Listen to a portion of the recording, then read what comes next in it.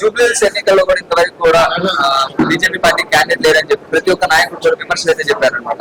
ఇప్పటికీ BJP candidate కూడా ఇంత ఆలస్యం ఎందుకైంది, ఒకవేళ ఇప్పుడు ఎట్లా చేయబోతున్నారు ప్రచారం, దాని గురించి ఏం చెప్తారు? ఒకటండి, బీజేపీ అభ్యర్థిని నిర్ణయించలేదు అని చెప్పి అనే వాళ్ళకు ఒకటి మా బీజేపీ అభ్యర్థి ఆ కమలం పువ్వు గుర్తు మాత్రమే, మా బీజేపీ అభ్యర్థి నరేంద్ర మోదీ గారు మాత్రమే. మేము అభివృద్ధిని ముందుకు తీసుకొని వెళ్తాము. అభ్యర్థిని నిర్ణయించిన తర్వాత అభ్యర్థి ముందు నడుస్తారు అంతేకాని మా ఎజెండా మాత్రం దేశ సేవ, ఇక్కడ ఉన్న వాళ్ళ ప్రజలకందరికీ సంరక్షణ మాత్రమే. ఎట్లుండబోతుంది ప్రచారం? చాలా తక్కువ టైం ఉంది, అందరూ కూడా ఆల్రెడీ ప్రచారం స్టార్ట్. తక్కువ టైం ఏమీ లేదండి, ఆల్రెడీ 15-20 రోజుల నుంచి కూడా కార్యకర్తలు అందరూ పనులు చేయడం స్టార్ట్ అయింది. ఇంటింటికి వెళ్తున్నాము, ఓటర్ లిస్టును చూసాము.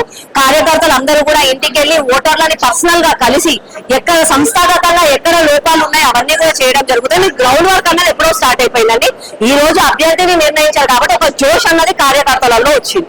ఓకే, ఇక్కడ చూసినట్లయితే కాంగ్రెస్ పార్టీ నుంచి కూడా నవీన్ యాదవ్ గారిని నిర్ణయించారు. ఆయన కూడా చాలా వరకు కూడా ధీమా వ్యక్తం చేస్తున్నారు. తెలుస్తున్నాం మనం 45,000 మెజార్టీ రాబోతుంది మనకి.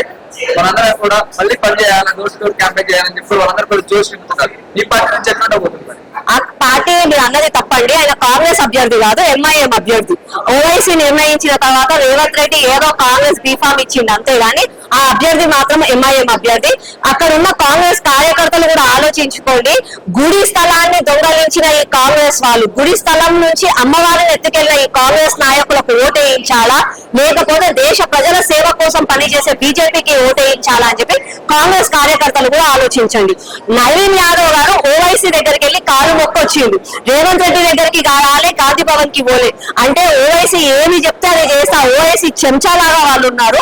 మీకు నిజంగా కూడా దేశం ముఖ్యమా, లేకపోతే ప్రజలు ముఖ్యమా, లేకపోతే ఓవైసీ ముఖ్యమా ఆలోచించుకోవాలి. అంటే కాంగ్రెస్ పార్టీ అంటే ఇక్కడ జూబ్లీహిల్స్ లో దాదాపు చాలా మంది కూడా ముస్లింసే ఉన్నారని చెప్పి కూడా అంటున్నారు. కావాలని చెప్పి కాంగ్రెస్ పార్టీ నవీన్ యాదవ్ చెందుకోవచ్చా? ఎవరన్నా సరేనండి, ఓవైసీ ఎట్లా అంటే మేము గెలవాలి, బీజేపీ హర్గిస్ గెలవద్దు, బీజేపీ గెలిస్తే న్యాయం అని మాట్లాడతారు. మమ్మల్ని తప్పులు చేయలేదు, మమ్మల్ని కబ్జాలు చేయనీయలేదు, మమ్మల్ని దొంగతనాలు చేయనీయలేదు. వీళ్ళు మనం మళ్ళా దొంగతనాలు చేయాలి, దౌర్జన్యం చేయాలంటే బీజేపీ రావద్దు. కాబట్టి మనం ఇద్దరం కుమ్మక్కయ్యి ఒకరినే నిల్చోగలుగుతామని నవీన్ యాదవ్ ని నిలబెట్టిండు. ప్రజలందరూ గ్రహిస్తున్నారు, ప్రజలందరికీ న్యాయం కావాలి. ప్రజలందరికీ తెలుసు, ఒకవేళ ఈ నవీన్ యాదవ్ ఓవైసీ తొత్తుని గెలిపిస్తే మళ్ళీ అన్ని కబ్జాలు చేస్తారు, చెరువులు కబ్జాలు చేస్తారు, అన్ని కబ్జాలు చేస్తారు. కాబట్టి న్యాయం వైపే ఉండాలి. లంకాల దీపం బీజేపీ అభ్యర్థిని గెలిపించాలని వాళ్ళు నిర్ణయించుకుంటారు. టీఆర్ఎస్ పార్టీకి అసలు ఎందుకు వర్కౌట్ అవుతుందంటే భూస్థాపితం అయిపోయిన పార్టీ, ఆల్రెడీ గెలిచిన పార్టీ అభ్యర్థులే ఏ పార్టీలు ఉన్నారో వాళ్ళకే తెలుస్తలేదు. ఒకరేమో అది బీజేపీ కాంగ్రెస్ కండువా కాదు దేశం కండువా అని అంటారు, ఒకరేమో నేను అభివృద్ధి కోసం పోయినా అని అంటారు. అంటే అపోజిషన్ పార్టీలో ఉంటే అభివృద్ధులు జరగవా, వాళ్ళే నిర్ణయించుకోవాలి. మళ్ళీ ఈ ఒక్క జూబ్లీహిల్స్ లో టీఆర్ఎస్ వ్యక్తిని గెలిపిస్తే వాళ్ళు కాంగ్రెస్ లో ఉంటారా, ఎంఐఎం లో ఉంటారా, ఏడుంటారు? ప్రజలకు కావాల్సింది అభివృద్ధి కావాలి అని అంటే కేవలం బీజేపీ మాత్రమే ప్రత్యామ్నాయం. కాబట్టి బీజేపీనే గెలిపించారు. జూబ్లీహిల్స్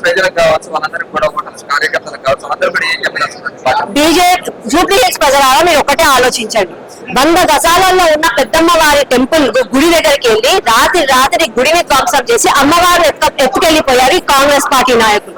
అట్లాంటి వాళ్ళు మనకేమి న్యాయం చేస్తారు? మన మహిళలకు ఏమైనా రక్షణ కల్పిస్తారా? అమ్మవారిని ఎత్తుకెళ్లిపోయిన వాళ్ళు మహిళలకు ఏమైనా న్యాయం చేస్తారా అన్నది మీరు ఆలోచించుకోండి. బీఆర్ఎస్ పార్టీకి ఒకవేళ ఓటేయాలి అనుకుంటే గత 3 సార్లు గెలిపించిన ఎమ్మెల్యే రోడ్లనే మరమ్మతు చేయలేదు, డ్రైనేజ్ మంచిగా చేయలేదు. అట్లాంటి వ్యక్తికి మళ్ళా గెలిపిస్తే ఏం చేస్తారో అన్నది మీరే గెలిపించుకోవాలి. కాబట్టి బీజేపీ వైపు ఉండండి. సబ్కా సాత్, సబ్కా వికాస్, సబ్కా ప్రయాస్ అన్న బీజేపీ తోటి ఉండదు. బీజేపీ న్యాయం చేస్తుంది, అనునిత్యం మీతో ఉంటుంది.